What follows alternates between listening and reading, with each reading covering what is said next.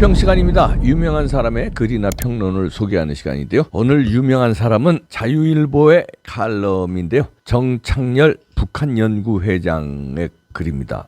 내공이 있는 글인데요. 보시기에 앞서 구독 눌러주십시오. 구독 큰 힘이 됩니다. 아직 안 누르셨다고요? 100만 가게 도와주십시오. 여기 네모난 거 있죠? 구독 버튼. 그거 그냥 누르기만 하면 됩니다. 간단합니다. 오늘 제목은요. 평양 투시경 김정은 핵사용 발언은 초조함의 발로입니다. 일단 그대로 읽어드립니다. 김정은이 지난 4월 25일 조선인민혁명군 창군 90주년 열병식에서 어떤 세력이든 우리 국가의 근본 이익을 침탈해 든다면 우리 핵무력은 의회에 자기의 둘째가는 사명을 결단코 결행하지 않을 수 없을 것이라고 강조했다. 이에 앞서 김여정은 서우 국방부 장관이 북한의 ICBM 발사에 대응한 선제 타격 가능성 발언과 관련 미친놈 대결광이라는 거친 표현을 동원하여 맹비난했다. 분이 덜 풀렸는지 김여정은 이틀 뒤에 남한을 겨냥한 핵사용 가능성을 거듭 밝히며 이것은 결코 위협이 아니다라고 재차 강조했다. 북한이 한반도 전체를 초토화할 수 있는 핵능력을 보유하고 있고 그 자체가 엄청난 위협이라는 것은 모두가 알고 있는 사실이다. 그런데도 불구하고 김정은 남배가 굳이 핵 선제 사용 가능성을 언급하면서 위협을 한 것은 윤석열 정부 길들이기 등 여러 이유가 있겠지만 그 심리적 기저에는 남북의 국력 격차를 실감한 데 따른 초조감에서 비롯됐다고 할 수 있다. 피상적으로만 인지하고 있던 대한민국의 발전상을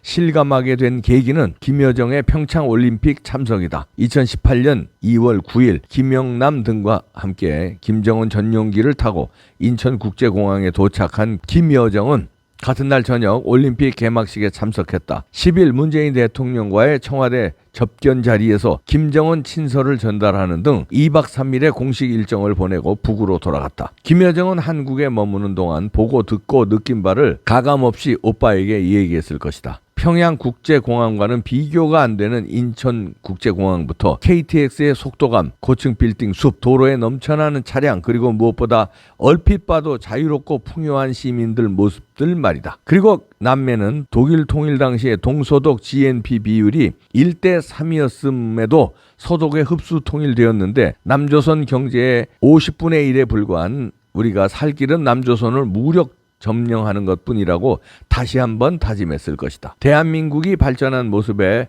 대한 배아픈 심정은 대남 사업을 총괄하는 김여정의 방한 이후 담화에서 그대로 드러나고 있다. 그녀는 2020년 3월 자신의 명의로 초대형 방사포 발사에 대해 유감을 표명한 청와대를 맹비난하는 첫 담화를 내놓았다. 이어 대북 전단 살포, ICBM 발사에 대한 우리의 대응 등 주요 사건의 담화를 발표할 때마다 특등 머저리 등의 온갖 비속어를 동원해서 우리 대통령과 정부를 비난했다. 하지만 아무리 시샘이 난다고 하더라도 세계 10위권의 경제 대국을 건설한 대한민국 국민이 선택한 대통령과 정부를 폄하하는 것은 말 그대로 어불성설이다. 더불어 최고 권력자의 누이가 여느 시정잡배도 공개적으로는 사용하지 않을 막말을 동원해 상대를 비난하는 것은 김씨 일가가 대를 이어 통치하는 북한이라는 체제의 수준을 드러낼 뿐이다. 한편 김정은은 미사일을 연이어 발사하는 등 핵미사일 능력을 과시하려 했지만 대한민국은 전혀 동의하지 않고 있다. 두려워하는 반응을 보여야 그 과정에서 김여정 하명법을 만들게 했던 것처럼 자신들이 의도하는 바를 관철할 수 있는데 그렇지 않은 것이다. 더구나 윤석열 대통령은 방관으로 일관하던 문재인 정부와 달리 북한의 도발 행위에 단호하게 대응한다는 의지를 분명히 하고 있다. 경제난 등 해결해야 할 내부 문제가 산적한 데다 남북 문제까지 여의치 않은 것이다. 김정은으로서는 답답하고 초조한 상황이다. 이런 국면을 타개하려고 선택한 것이 핵능력 과시를 넘어 핵사용 위협인데 한마디로 나 좀 한번 봐달라는 몸짓이다. 그만큼 내부 사정이 긴박하다는 방증일 것이다. 네, 이렇게 글을 마무리했는데요. 평양 투시경 정창열의 이 칼럼처럼 김정은의 핵사용 발언은 초조함의 발로입니다. 김정은과 김여정은요. 각종 정보를 다 가지고 있을 거예요. 아니 뭐 삼척동자도 다 아는 대한민국의 국력을 거기서 뭐 모를 리가 없죠. 분야별 지표를 다 가지고 있을 거예요. 근데 이건 뭐 너무나 벌어졌고 50분의 1인데 종합 국력으로 보면 그것보다 더 벌어질 거예요. 물론 군사력은 저쪽이 이제 핵을 가지고 있으니까 핵이 위력이 엄청나기 때문에 군사력은 자기네들이 좀 위라고 보지만 지금 우크라이나를 쳐들어간 러시아를 봐도 만만치 않다는 걸 느끼거든요. 왜냐하면 우크라이나한테 절절매거든요. 러시아는 핵을 못 씁니다. 왜 못 쓰겠습니까? 핵 사용하는 순간 지들도 죽으니까 핵은 지네 말 맞다나 엄포용이고 미국을 몰아내는 용이거든요. 우리 핵이 있으니까 니네 본토 타격한다. 타격하기 전에 니네들 주한미군 빨리 나가라. 본토든 괌이든 타격한다. 협박용으로 핵을 가지고 있고 그다음에 방어용이죠. 핵을 가지고 있으면 북한을 쉽게 쳐들어가지 못하죠. 쳐들어갈 때 북한 쳐들어가면 북한에서 핵 사용할 수 있으니까 내부 결속용입니다. 자랑을 하고 인민들을 이제 안심시키고 자긍심을 높여서 김정은 체제를 유지하기 위한 어떤 내부 결속용 플러스 자기 살기 위한 방어용, 엄포용, 주한미군 몰아내기 위한 협박용 이런 카드로 핵을 가지고 있는데 사용은 못한다는 건 김정은이 너무 잘 알아요. 우크라이나를 쳐들어간 푸틴에서도 봤거든요. 우리 국력은 50배를 자기네들보다 50배나 더 센데 감히 쳐들어오지 못하죠. 김정은이가 쳐들어오지 못한다는 건 알아요. 문재인도. 왜냐하면 국정원 보고 다 받고 국방부 보고 다 받고 다 보고를 받는데 그건 모르겠습니까? 아는데 벌벌 긴 거는 자기가 약점을 김정은한테 너무 노출했고 그 약점은 자기뿐만 아니라 자기 부모에 대한 약점. DJ 노무현으로 이어지는 좌파 정권의 약점. DJ 때 퍼주고 노무현 때 퍼준 돈이 엄청나다는 거 약점을 잡고 있는 데다가 문재인도 북한이 쳐들어올까 봐 떨지는 않았을 거예요.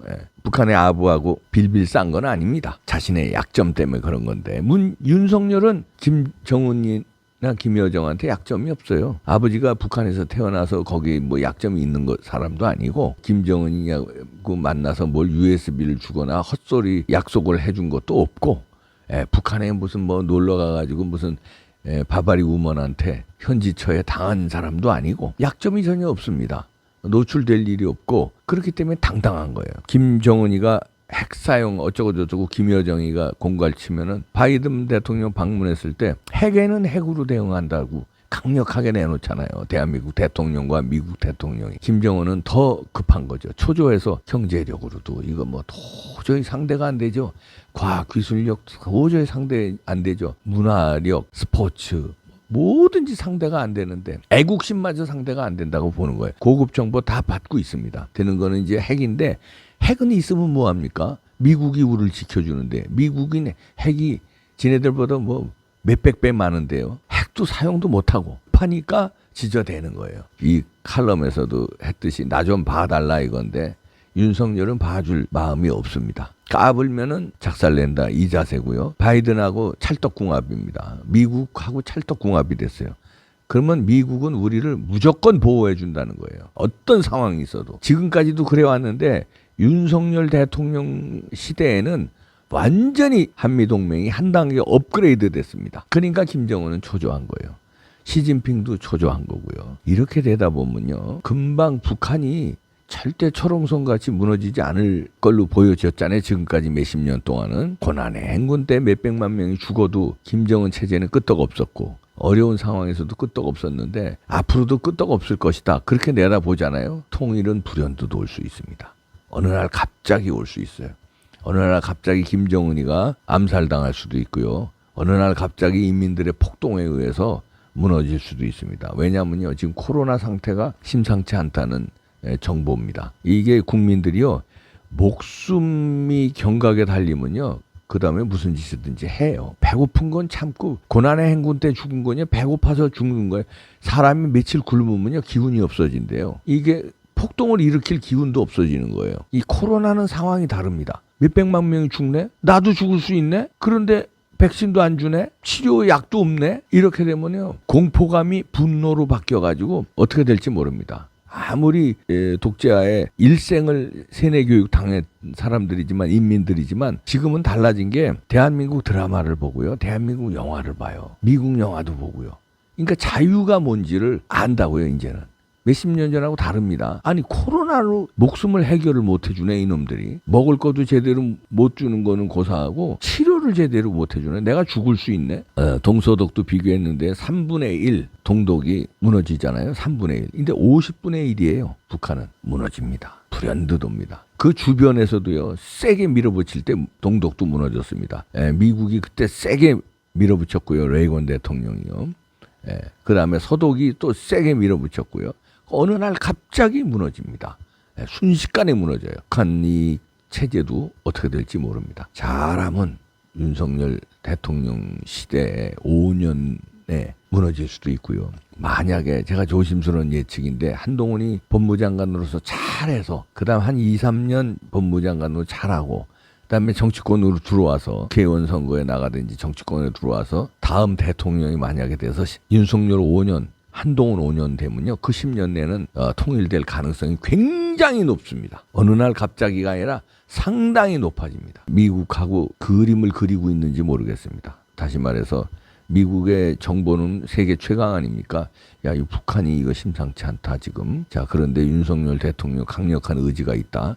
자, 한미동맹 국권이 우리 의기투합했다. 저쪽에 교란 작전을 써가지고 저쪽에서 민중 봉기가 일어나게 하든지 아니면 군부가 일어나게 하든지 그런 작전은 미국이 잘 쓰거든요. 그런 식으로 해서 이쪽에 강력하게 통일로 밀어붙이자. 이렇게 할 수가 있습니다. 야, 10년, 윤석열 5년, 다음에 자, 한동훈이 될 가능성이 높다. 그럼 10년 내는 완전히 작업해서 북한을 완전히 쓸어버리자 하는 의기투합을 물밑에서 하고 있는지 모릅니다. 이제 국정원장이 바뀌었잖아요.